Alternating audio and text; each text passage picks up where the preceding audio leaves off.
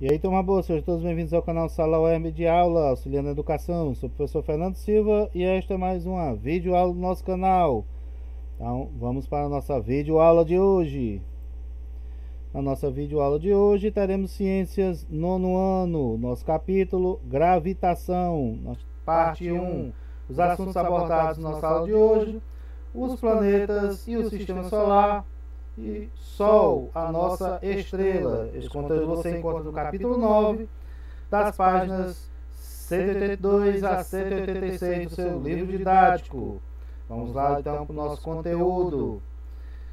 Nosso conteúdo, temos aqui a imagem inicial, certo, do sistema solar, o Sol e os planetas, certo, representados aqui. E os planetas e o sistema solar, a estrela mais próxima de nós é o Sol. Diversos corpos celestes o orbitam, ou seja, são presos em sua gravidade e ficam circulando sempre ao redor dele. Esses corpos celestes que o orbitam, como exemplos de corpos celestes, né? Os planetas: Mercúrio, Vênus, Terra, Marte, Júpiter, Saturno, Urano, Netuno. Planetas anões como Ceres, Plutão, Makemake, Eris. Satélites naturais de planetas anões e de planetas como a Lua, que é, por exemplo, o satélite natural da Terra. Asteroides, corpos rochosos menores que planetas anões, e cometas. Então, todos esses corpos celestes orbitam a estrela que forma o sistema solar, que é o Sol. Planetas anões, satélites naturais, asteroides e cometas, ok? Então você tem uma visão geral aí da representação do sistema solar nas duas primeiras páginas, e vamos para a próxima. Diferença entre planetas rochosos e planetas gasosos. Os astrônomos foram gradualmente obtendo evidências sobre as características dos corpos celestes e compreendendo as semelhanças e diferenças entre eles. Os planetas do sistema solar, conforme suas características, podem ser divididos em dois grupos. Então, os planetas que formam o sistema solar vão ser divididos em dois grupos conforme suas características. Mercúrio, Vênus, Terra e Marte apresentam crostas rochosas e têm composição química relativamente semelhante, sendo chamados de planetas telúricos. O adjetivo telúrico significa algo relativo à Terra, que alguns denominam planetas rochosos. Então, eles são classificados como planetas telúricos e alguns chamam de planetas rochosos. Eles são bem menores que os outros 4 planetas e têm conteúdo relativamente alto de elementos químicos metálicos e apresentam quantidade relativamente pequena de hidrogênio e hélio, que são os elementos mais abundantes nas estrelas no universo. Então, dentro das estrelas, os elementos mais abundantes que você encontra em maior quantidade são hidrogênio e hélio. E esses planetas telúricos têm quantidades relativamente muito pequenas. Já Júpiter, Saturno, Urano e Netuno, ao contrário dos outros 4, são planetas bem maiores, com grande conteúdo de gases, especialmente esses dois, hidrogênio e hélio. Eles são denominados planetas jovianos. O adjetivo joviano se refere ao planeta Júpiter, ok? Então, esses que são bem maiores e a grande conteúdo de gases na formação deles, esses planetas são basicamente mais formados de gases, principalmente hidrogênio e hélio, são denominados planetas jovianos ou planetas gigantes gasosos, ok? Então nós temos os telúricos ou planetas rochosos e 4 formando planetas jovianos ou planetas gigantes gasosos. Apresentam um núcleo sólido ao redor do qual existe grande quantidade de gases. As porções mais internas desses gases, logo acima do núcleo, encontram-se liquefeitas devido à alta pressão a que são submetidos.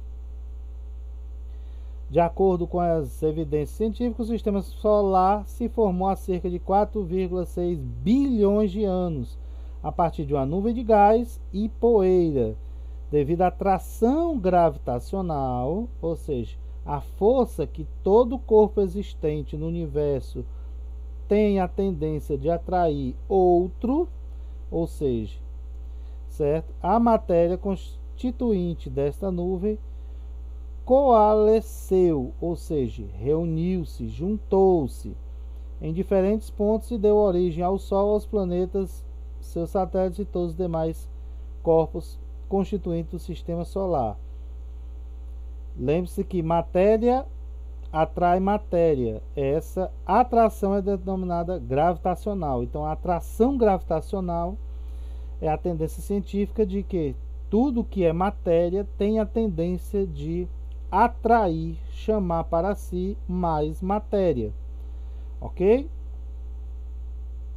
Então aqui você tem um pouco mais falando sobre cada planeta. Você vai ler aí e conhecer um pouco mais as características de cada planeta. Nós temos aí Mercúrio, Vênus, certo? Um pouco sobre nossa Terra, certo? Apesar de ter perdido parte da atmosfera, principalmente hidrogênio e hélio, ela contém água líquida, né? É um dos ingredientes para a vida. Então ele vai falando aqui um pouco mais sobre a Terra, Marte, e no final fala sobre Júpiter, como eles têm muitas características semelhantes, Júpiter e os demais planetas jovianos.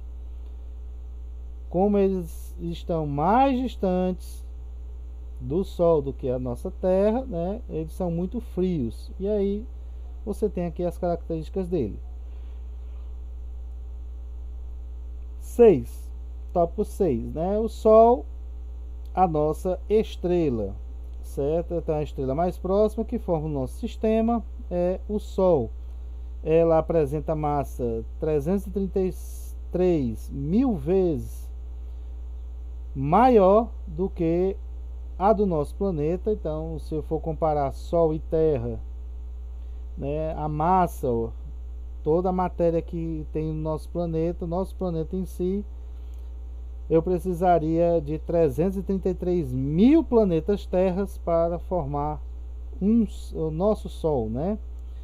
E tem diâmetro de 1,4 milhão de quilômetros, quase 1,5 milhão de quilômetros de diâmetro, de uma ponta, né, até outra.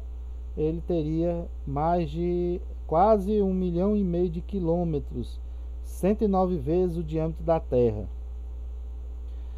Comparado às demais estrelas, que serão nosso assunto mais à frente, o Sol é uma estrela de massa e temperatura mediana, certo? Então, o nosso Sol está aí na sua forma mediana. Existem outras estrelas menores e muitas outras estrelas maiores que o nosso Sol.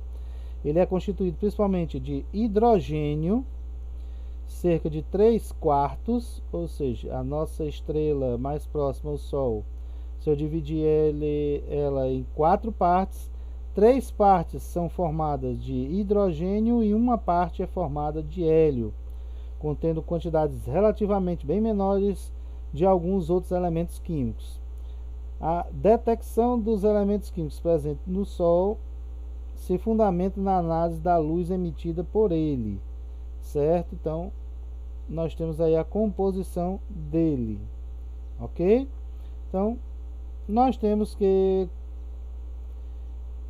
o seguinte: quando essa determinação foi realizada por volta de 1868, os cientistas notaram que algumas das frequências luminosas, estudando os raios provenientes do Sol, ok,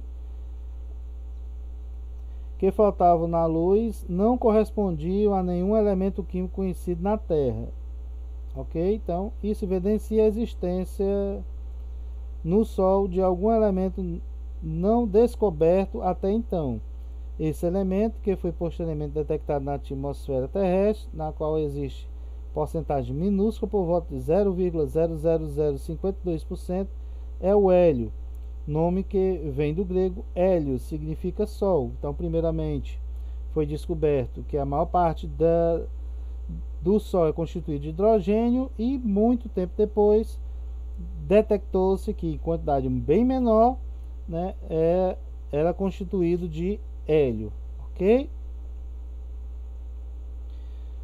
No Sol ocorre a fusão nuclear do hidrogênio, ok? Então, resumidamente, ok, nós temos o seguinte: o Sol não é, então preste bem atenção, o Sol não é uma bola de fogo na qual algum combustível queima em uma reação química de combustão, certo? Ok? Então, ele não é uma bola de fogo queimando algum combustível, certo? Nas primeiras décadas do século XX, os físicos gradualmente descobriram essa resposta. Então, qual seria a fonte de energia do Sol? Certo? O que ocorre no Sol e é responsável pela liberação de energia por esse astro não é uma reação química, mas um fenômeno nuclear. Que é um fenômeno nuclear, uma transformação que envolve o núcleo dos átomos. Esse fenômeno nuclear é denominado de fusão nuclear. Ou seja, no Sol, numa estrela, acontece o que não acontece em lugar mais nenhum do universo, certo? Que é a fusão nuclear, ou seja, dois átomos de hidrogênio, uma substância química, se transforma em outra. Como assim? Na estrela, essa estrela pega o que tem maior quantidade nela de combustível, que é o hidrogênio. Devido às suas altas temperaturas, ela, dentro dessa estrela, força com que, por exemplo, dois átomos de hidrogênio se unam, ou seja, um átomo se uniu a outro, ou seja, fizeram uma fusão e se tornaram um novo elemento. Ou seja, os átomos de hidrogênio se transformaram em um átomo de hélio, com a simultânea, ou seja, nesse processo deles se unirem, a liberação de grande quantidade de energia. Esse processo não ocorre nas temperaturas usuais aqui na Terra. Não tem como existir esse fenômeno aqui na Terra, certo? Mas é possível as temperaturas extremas elevadas, como a da região mais interna do Sol. Então, na região mais interna do Sol, isso acontece. Ou seja, para você ter uma ideia, a fusão nuclear, por exemplo, de 1 grama de hidrogênio, 1 grama de hidrogênio, a fusão deles, a energia liberada é 9 milhões de vezes maior que na queima de 1 grama de carbono grafite, ou 10 milhões de vezes maior do que a queima de 1 grama de etanol, de álcool. Ou seja, 1 grama de hidrogênio libera 9 milhões ou 10 milhões de vezes mais energia do que 1 grama, por exemplo, aqui na Terra. Se eu queimar 1 grama de carbono ou 1 grama de álcool comum. Então, por isso você imagina aí a quantidade de energia que o Sol produz a cada segundo. Ou seja, aqui no nosso finalzinho nós temos a cada segundo o Sol converte, cada segundo converte cerca de 4 milhões de toneladas de hidrogênio em hélio. A cada segundo ele pega 4 milhões de toneladas de hidrogênio e transforma em hélio. Então você por aí tira a quantidade de energia que é liberada a cada segundo. Por fim, nós temos escala Kelvin de temperatura. Os cientistas comumente expressam a temperatura das estrelas usando a unidade Kelvin, simbolizada pelo K maiúsculo. Ao usar esta unidade, atente que não se fala, ok? Diferente, por exemplo, do nosso Celsius, você tem graus Celsius, certo? Então, tem duas características que você deve atentar. Não se fala grau Kelvin. apenas Kelvin. Se tiver no plural, kelvins. E não se escreve aquela bolinha antes do símbolo K, como é em graus Celsius. Eu tenho uma bolinha indicando grau e o C de Celsius. Não usa esta bolinha e usa apenas a letra K, lendo Kelvin no singular, kelvins no plural. Então, para converter a unidade em graus Celsius para Kelvin, eu tenho uma temperatura X em graus Celsius, medindo a minha temperatura aqui na Terra. Qual é a temperatura em Kelvin? Somamos 273 ao valor da temperatura. Assim como exemplo, se eu tiver 25 graus Celsius, corresponde a quanto em Kelvin?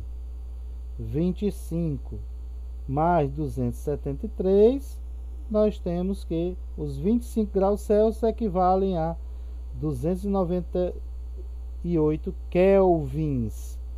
100 graus Celsius, 100 mais 273, 303 Kelvin.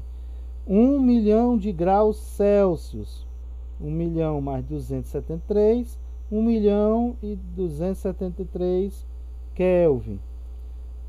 Por que essas comparações bem altas?